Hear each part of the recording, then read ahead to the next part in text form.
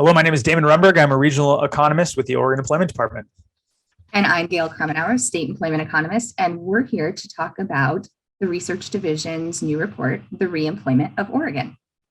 Oregon lost 282,000 jobs in the spring of 2020. This report starts by talking about Oregon's jobs recovery 2 years after those huge losses. What we've seen is a pretty remarkable turnaround. Oregon has regained about 9 out of 10 jobs that were lost in the pandemic recession. And that's a relatively fast recovery. By comparison, it took Oregon more than 6 years to recover from the Great Recession.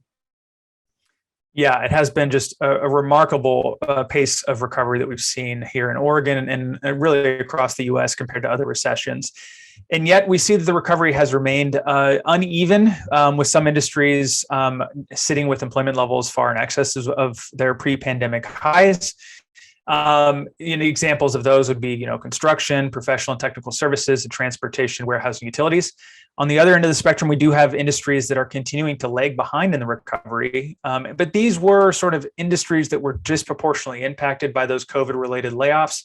Leisure and hospitality, which includes, our restaurants and hotels, and local government, which includes to a large extent local school districts, which saw large COVID layoffs. Yes. And another thing I think is interesting is that across all sectors, both those that are leading in the jobs recovery and have more jobs now, and those that are still lagging behind, they're all still trying to hire a lot more. Oregon has had more than 100,000 job openings at any given time over the past year. And we've seen most major sectors of Oregon's economy hit record high job opening levels over that period of time. The relatively fast jobs recovery and really high level of job openings has made a unique labor market dynamic for those who were laid off during the pandemic recession, as they are either moving back into jobs or moving on to their next jobs.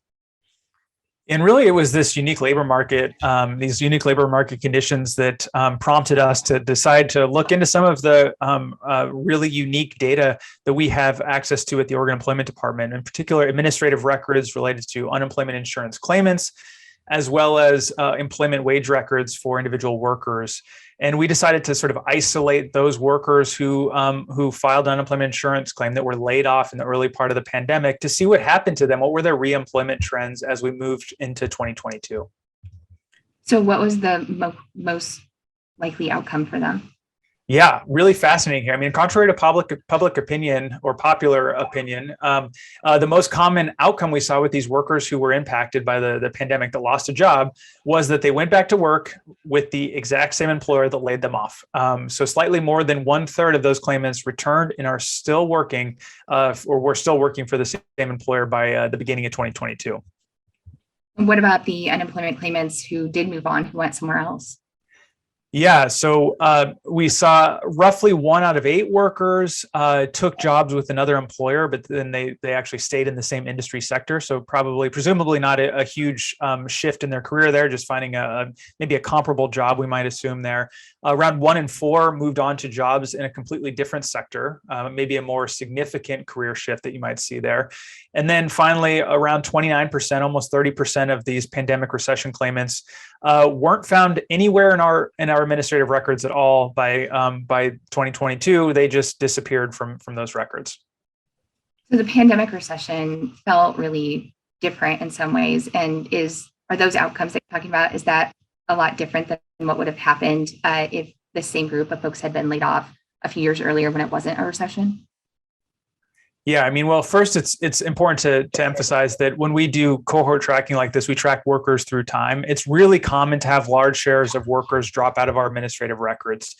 So that missing 30% that we saw, that sounds like a big number of workers, a year or 2 years afterwards, not showing up in our records. That is very common. And the reasons why someone might not show up in our wage records is, they could have become self-employed. They could have dropped out of the labor market for various reasons. They could have become retired or gone back to school, or they could have moved out of the state and are working in a different state. So there's lots of reasons why you might not be showing up in Oregon's administrative records any longer.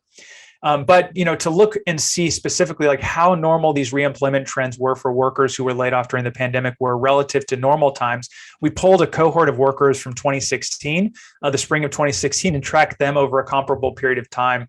And it was really interesting to see that the pandemic cohort was more likely to reenter the workforce. And there was also they were also slightly more likely to be working in the same industry sector when they did go back to work. Last year, we reported on the pandemic recession affected claimants too. Then we looked at how different groups of workers, such as women or those under the age of 25, were harder hit in terms of layoffs. What are the findings in terms of their reemployment outcomes? Have they been different during the jobs recovery too?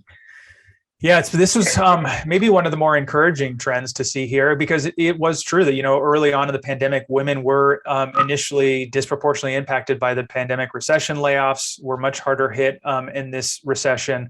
But their reemployment patterns have looked relatively similar to men in the overall trend in Oregon, which is encouraging to see.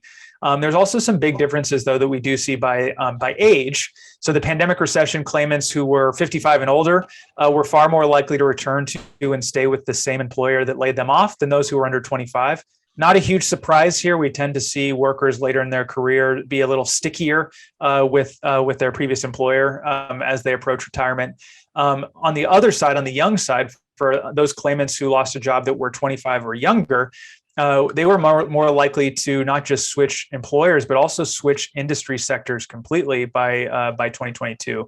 And once again, this is something it's not too surprising. You'd expect young workers to be more mobile within the labor market, and seeing that shift was not a huge surprise. Mm-hmm. Now, looking at the whole pandemic recession claimant cohort, they did break from some historical norms, though, too. Decades of research has shown that job losses tend to result in wage losses, both short-term and even years after resuming work. And those wage losses tend to occur regardless of economic conditions, regardless of sector of employment, and regardless of geographical location. The unemployment claimants in the March to June 2020 group were different, though. Yeah, that's right. And this is one area I'm really thankful that you dug into the literature on this one, because when we were elbow deep in the data, we didn't quite realize how unique the findings were that we were finding from this cohort of workers. And what we found was that 1 year after their initial job separation, the unemployment insurance claimants who were back on the job had an inflation-adjusted median wage gain of 7%. That is huge, very large wage gains coming off of a layoff event. 18 months later, so a year and a half later, after that initial job loss, median earnings for those workers were up 13% from what they were before the layoff event.